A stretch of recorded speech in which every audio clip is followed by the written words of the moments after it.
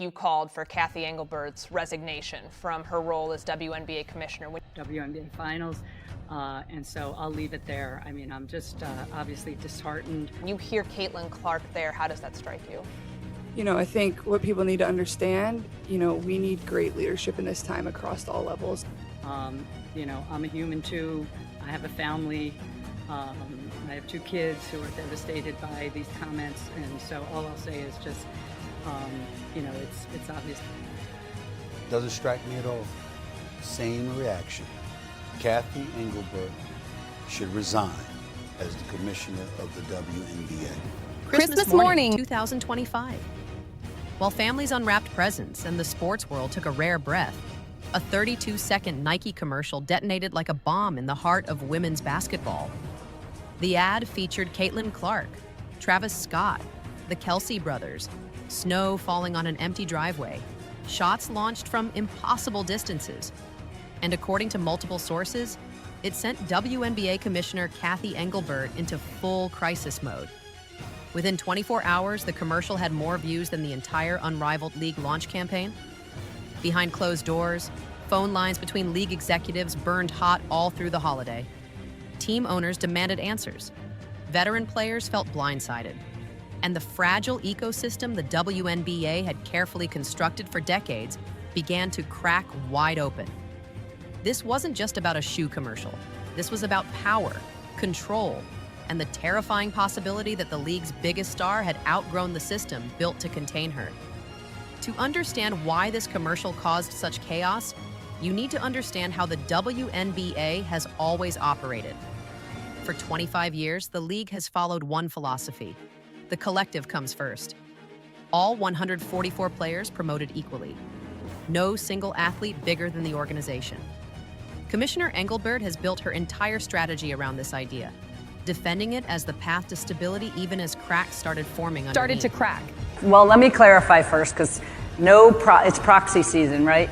No CEO do you just put the base pay in there. You put their bonus, you put their stock options, you put everything. Caitlin has the ability to make up to $500,000 just in WNBA wages this year. So, of course, they're just looking at a base which is collectively bargained. And actually, it's low because she's the #1 pick. She'll make a little more than that. But she also has millions and millions of dollars of endorsements. She's actually, because she declared to become pro, her endorsements are higher in dollar value. She has a global platform now, not just a U.S. platform. So she's going to do just fine, as will the top players in the league, as every league does. But I realize we still have a lot of work to do, and it's all about the ecosystem. When that Nike ad dropped on Christmas Day, everything changed. The production value was insane. High-budget cinematography that looked like a blockbuster movie trailer. A-list celebrity cameos. Polished, bold, and unapologetic. And the message was unmistakable. There was no collective. There was Caitlin Clark, and then there was everyone else. Here's what really set off powerhouses. Hey, Caitlin, how about from here? Come on, guys. She can't make it. No chance. Caitlin, from me to left. You got it. I'm not even gonna ask. Hey, Caitlin from here might be impressive. Am I right? Whatever, Che. So right here. From there.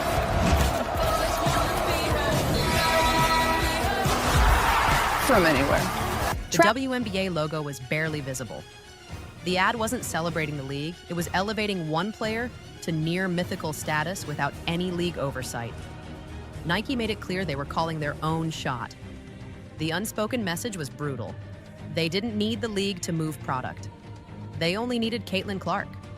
For a commissioner who had built her reputation on carefully managing the league's ecosystem, this was more than uncomfortable. It was a direct challenge to her authority. But the timing made this situation absolutely explosive. She was talking about Cathy Engelbert directly. She revealed private conversations, you understand, with quotes from this lady, the commissioner, about what she said that came across as dismissive, as derogatory, and unappreciative of the athletes that represent her league. Just weeks before the Nike commercial dropped, the basketball world had been focused on the Unrivaled League, the new 3-on-3 league founded by Breanna Stewart and Nafisa Collier. Commissioner Engelbert had publicly backed this project, positioning it as a critical piece of the WNBA's long-term growth plan. Behind the scenes, there was one priority above all else: get Caitlin Clark involved. Reports surfaced that Clark was offered over $1 million for a short commitment. That number dwarfed her entire WNBA salary. The message was clear. They desperately wanted her star power. Clark turned it down. She chose rest and a lower profile instead. That decision already rattled the establishment. But then came the Nike commercial on Christmas morning, landing right as Unrivaled was trying to build momentum ahead of its January debut. Inside league circles, it felt less like coincidence and more like a calculated strike. The numbers told the story. Within 24 hours, Clark's 32-second ad pulled in 6 times more views than the entire Unrivaled roster reveal and launch campaign combined. It proved one thing beyond debate. Caitlin Clark didn't need the Unrivaled League to stay relevant. The Unrivaled League needed her. First of all, I have great respect for Fee, and I think she made a lot of very valid points. And, I think what people need to understand, we need great leadership in this time across all levels. This is straight up the most important moment in this league's history. This league's been around for 25 plus years, and this is a moment we have to capitalize on. So that's honestly what I would say. I think there's, Fee said it all with what she said, and I think the points she made were very valid. For Commissioner Engelbert, watching her off-season strategy get overshadowed by a single shoe commercial was a complete disaster. This situation exposes a financial reality the league can't explain away. Engelbert comes from a deep corporate background. She ran Deloitte. She understands balance sheets and optics. That's why the numbers attached to this moment sting so badly. Think about what viewers saw. Caitlin Clark featured in a commercial that clearly cost several $1 million to produce, wearing custom gear, sharing space with high-earning music artists and NFL stars. The production value of that 32-second ad surpassed what viewers often see during regular season WNBA broadcasts. It quietly reminded everyone that Clark earns millions through deals with Nike, Gatorade, and State Farm, while the league she plays for pays her a rookie salary that wouldn't cover the catering bill for that single shoot. This has turned into a public relations nightmare. Engelbert is deep in negotiations over future collective bargaining agreements, while simultaneously trying to sell the idea that the WNBA belongs in the same conversation as other major professional leagues. Every time this Nike ad runs during an NBA broadcast or an NFL playoff game, it quietly undercuts that pitch. The message becomes obvious. The real money isn't coming from the league itself. It hands the Players Association a powerful visual argument. One glance at the screen shows the value being generated outside league control.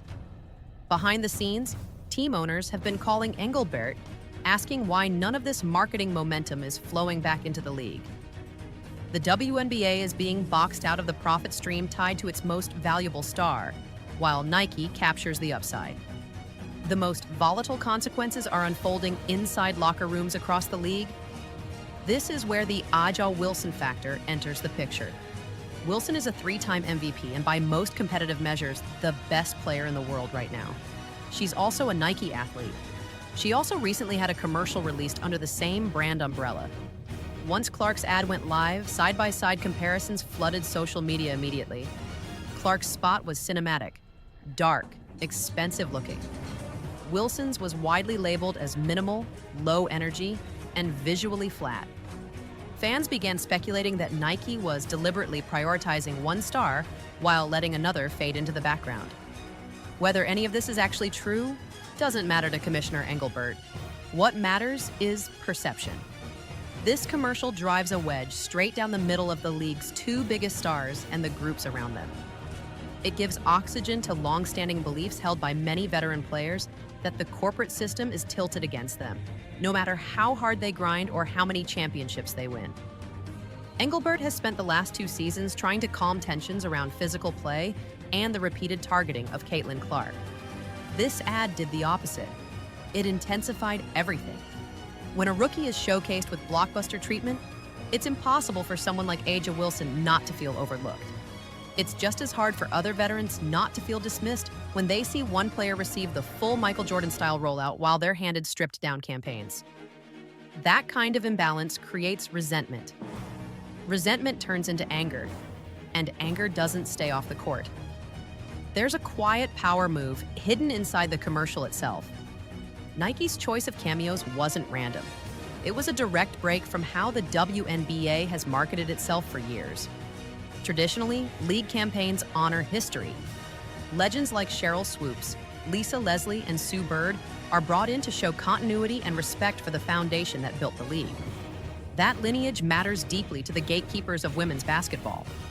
In this case, those figures were missing. There was no symbolic handoff, no acknowledgement of the past. Instead, Clark was surrounded by male cultural powerhouses: Travis Scott, Jason and Travis Kelce, Michael Che from Saturday Night Live. The message was subtle but sharp. Nike positioned Clark outside the traditional WNBA timeline. Not as the next star in line, but as a pop culture figure operating on a different level altogether, standing shoulder to shoulder with the biggest male celebrities in the world. For longtime power brokers and former players who have openly criticized Clark's fan base, this move cuts deep. It bypasses the league's internal hierarchy entirely. It sends a signal that outside validation matters more than approval from within.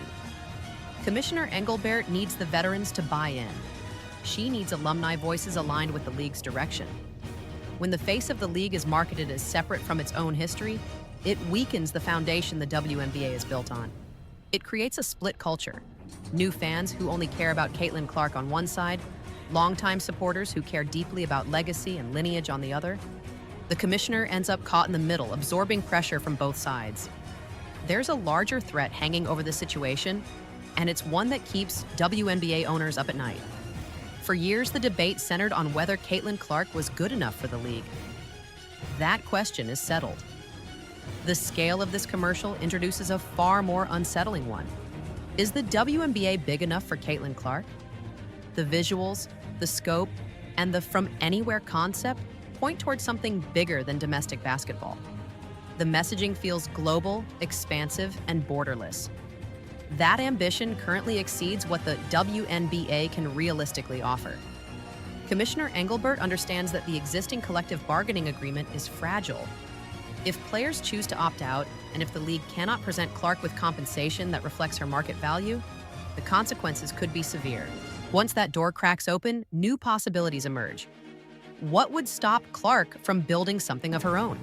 What would stop Nike or Amazon from backing a Caitlin Clark-driven tour that travels city to city and pulls numbers that rival or surpass the WNBA? It sounds extreme, but the financial logic is already on display. A company willing to spend this much on a 32-second commercial is willing to fund whatever platform delivers the highest return.